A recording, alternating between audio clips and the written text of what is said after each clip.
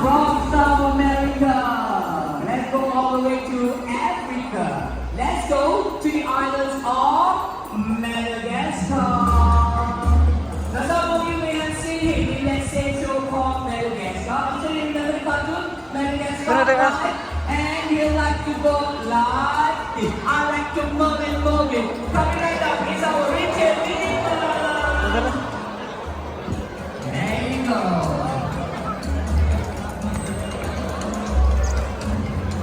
Now Richard Lemurs have very long tail that helps them to balance when they climb trees and branches.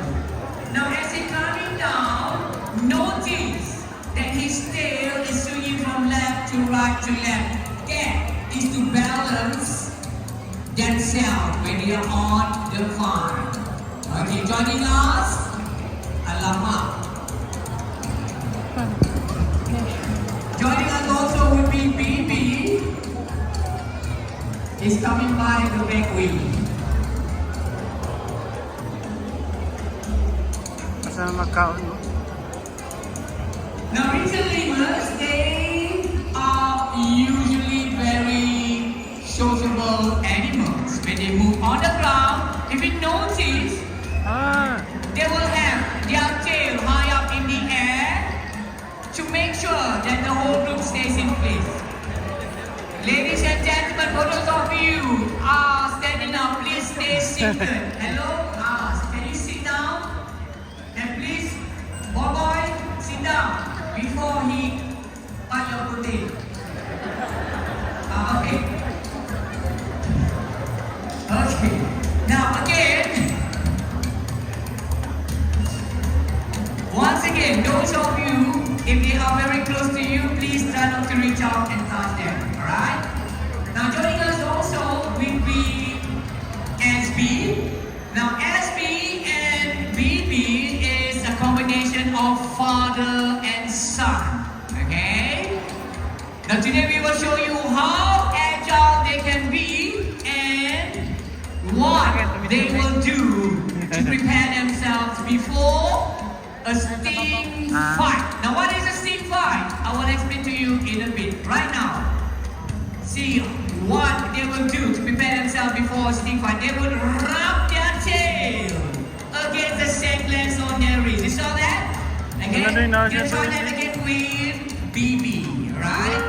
And what's that? Now, there you go. That is what they will do to prepare themselves before a steam fight. Now, after they have done that, that's where the stick fight comes in. They will swing their tail against the other male, just like sword fighting. And eventually, one of the male will back off and run away, depending on how stinky that tail is. Now that is called a sting fight, alright? Everybody say bye-bye SB, bye-bye BB. Bye-bye. Alright now, from Africa, let's come down closer. Let's come down to Southeast Asia. You are going to go to the river shores of Asia and meet our Asian small-clawed otters, the smallest species of otters in the world.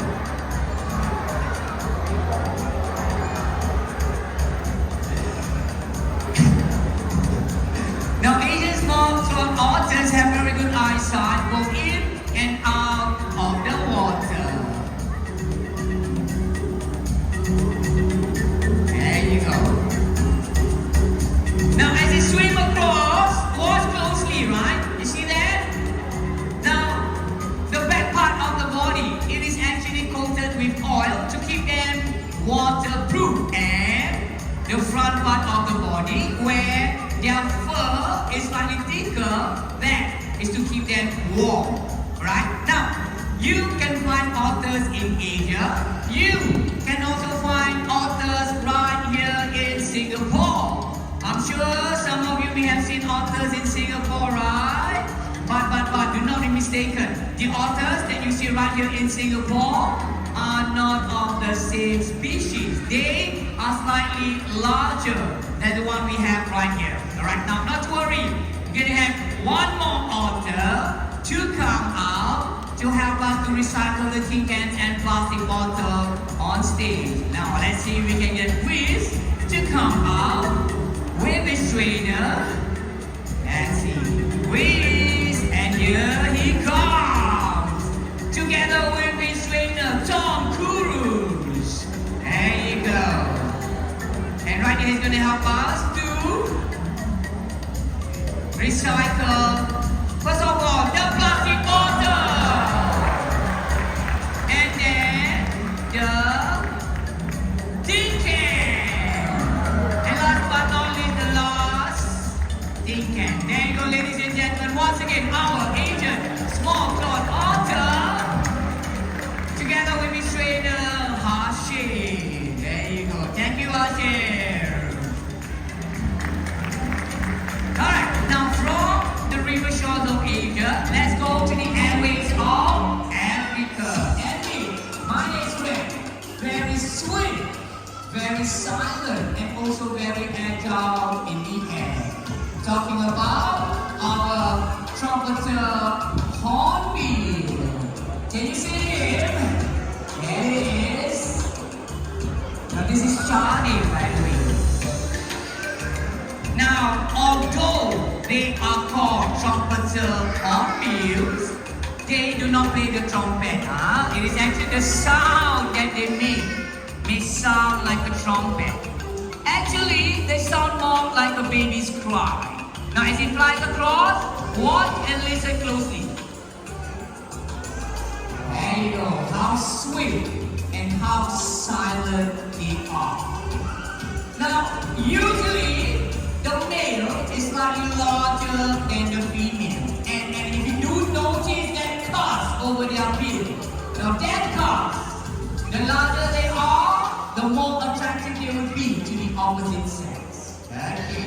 Now this is the last part. Now next, I'm going to show you how agile they can be. What I've got here with me is a grip. So what's going to happen? I'm going to toss his grip high up into the air.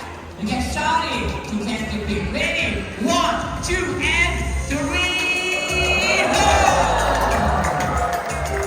Isn't that fantastic?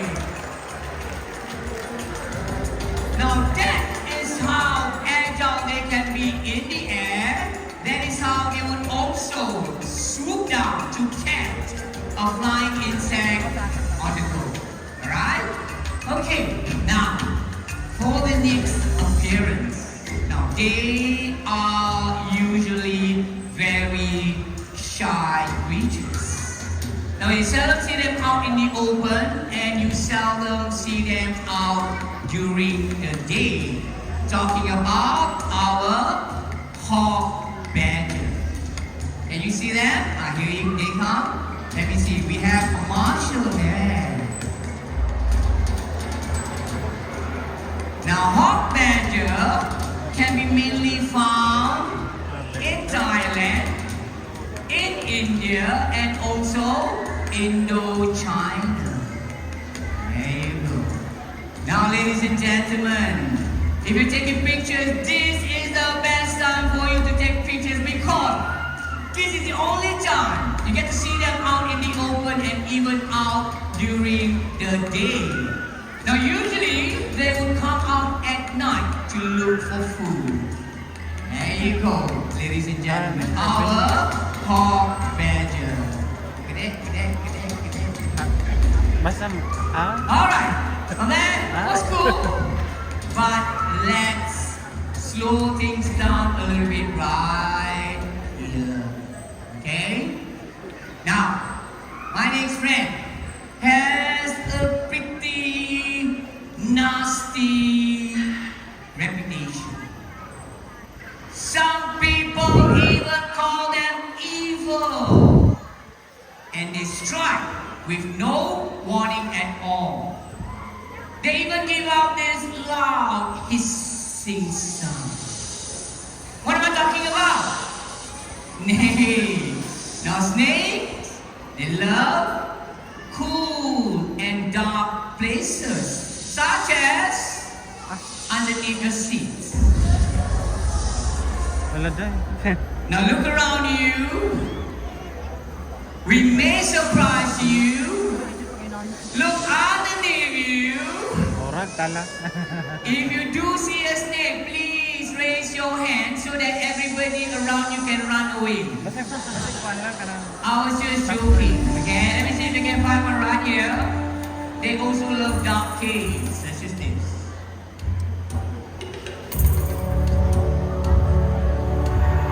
Whoa! Look who I found. Well, ladies and gentlemen, this is Brutus. Brutus here is our ball python.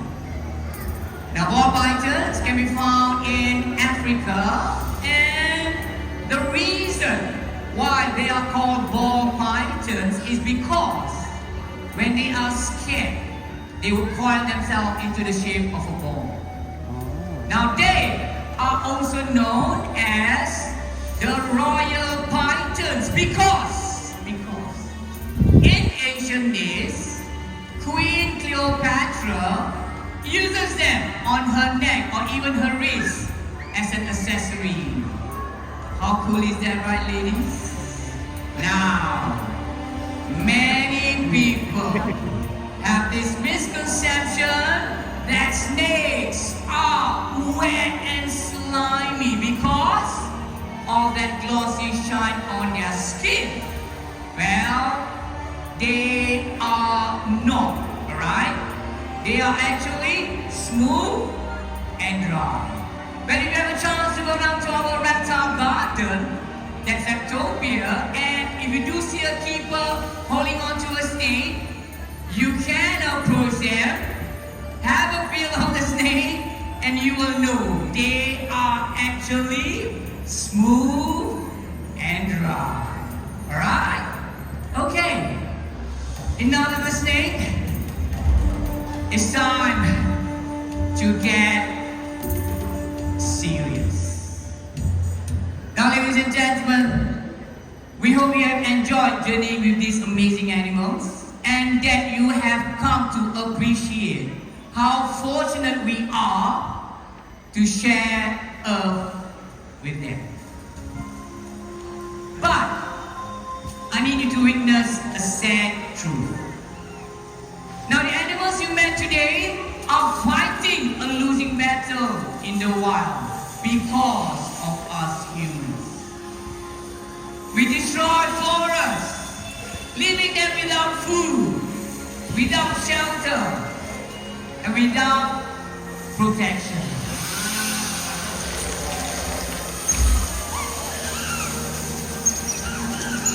But we can still make a difference.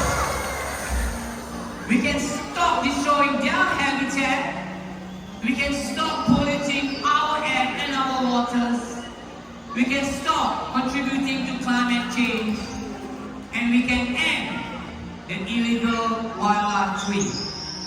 Now, we humans are the planet's greatest threat. But we are also their only hope. So it's time to take a stand. Let's do our part